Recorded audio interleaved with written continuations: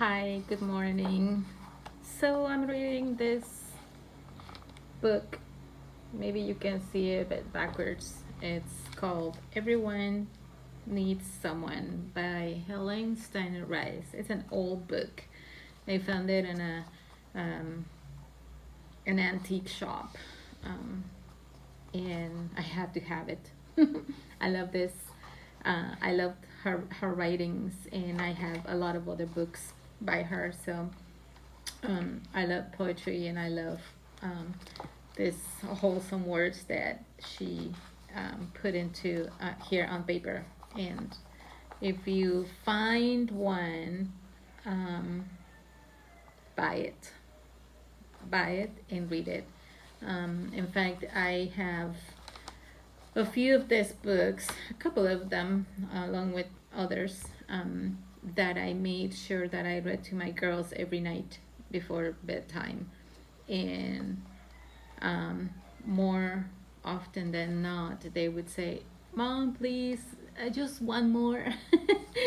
So um, they're they just yeah, they're very nice. So I want to read this one to you for two reasons. One, because I want to share it with you, and the other reason it's because I want to tell you something about marriage in these times.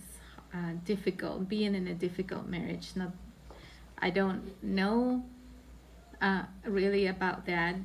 I've been blessed with um, a great husband. We've had our hard times, by the way. Not everything is sweet and flowers and chocolates and roses, but we've been um, blessed. So, if you allow me, I will do this now. Your hearts are filled with happiness, so great and overflowing. You cannot comprehend it, for it's far beyond all knowing. How any heart could hold such joy, or feel the fullness of the wonder and the glory and the ecstasy of love. You wish that you could capture it and never let it go, so you might walk forever in its radiant magic glow. But love, in all its ecstasy, is such a fragile thing, like gossamer in cloudless skies or a hummingbird's small wing. But love that lasts forever must be made of something strong, the kind of strength that's gathered when the heart can hear no song, when the sunshine of your wedding day runs into stormy weather, and hand in hand you brave the gale and climb steep hills together, and clinging to each other while the thunder rolls above, you seek divine protection in faith and hope and love. For days of wines and roses never make love's dreams come true. It takes sacrifice and teardrops and problems shared by two to give true love its beauty, its grandeur, and its fineness, and to mold an earthly ecstasy into heavenly divineness. This poem is titled When Two People Marry. Um, and it's true.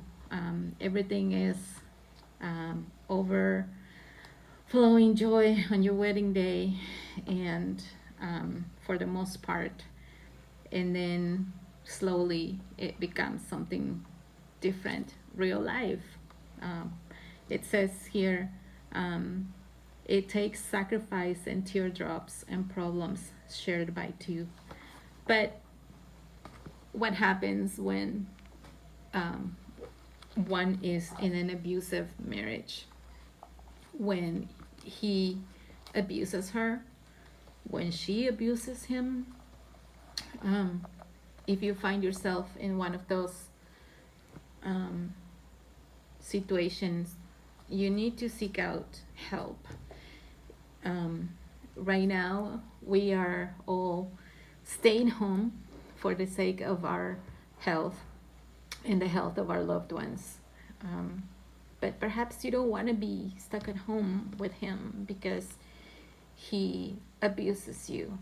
Perhaps you don't like being with her because she puts you down and um, she curses at you or worse, your children.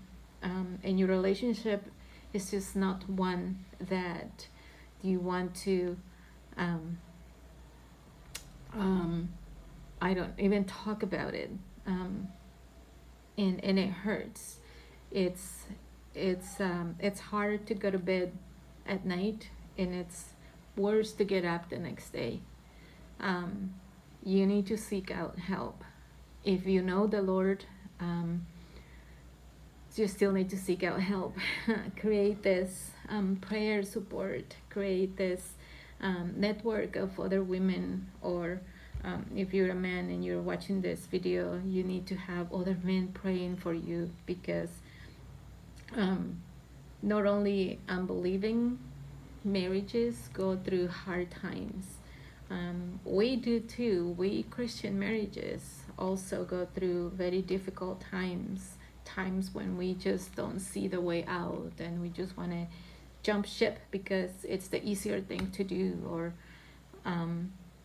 we just, as we all know, the saying sometimes that we've heard out there, we're in it, I'm staying because of the children. That is, I grew up like that. I was that child.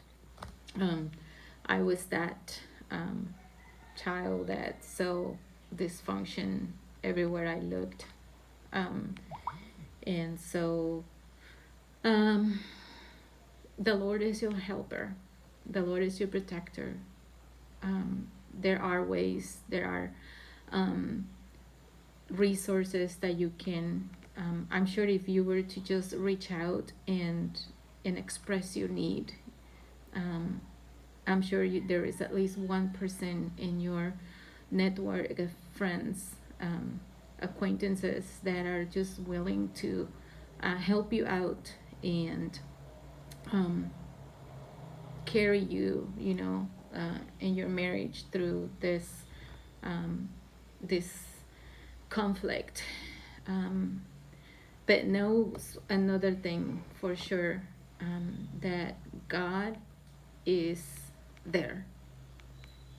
Even if it doesn't feel like it, even if it seems like the voice of your husband or the voice of your wife overpowers the voice of the Lord, even if it feels that his physical abuse or her physical abuse, it's you can feel it more than you feel the presence of God.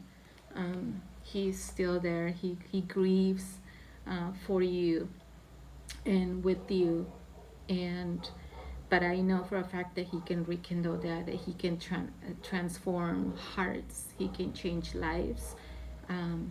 And perhaps you're saying, Maura, you don't know. But yeah, I don't know. I'm not claiming to know. All I'm claiming, that I know, is that God can work a miracle.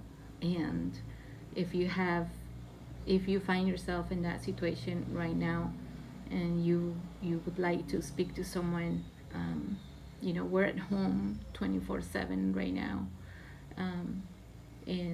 but you don't have to be that secluded that you can't talk to anybody. Trust me, to talk to someone about this, about your situation, will help lessen the pain, and it will help you put your eyes back on the Lord. And who knows, your marriage might just, change and become that which the Lord intended it to be to begin with. So I pray that this blesses you, encourages you, and challenges you. You do not have to put up with it. You do not have to just allow it to be that way. You need to seek out help. Reach out. Many of us are willing to extend our hand to help you and to walk with you in different ways. May God bless you, and may you totally take this at heart, and you can count on me. God bless you.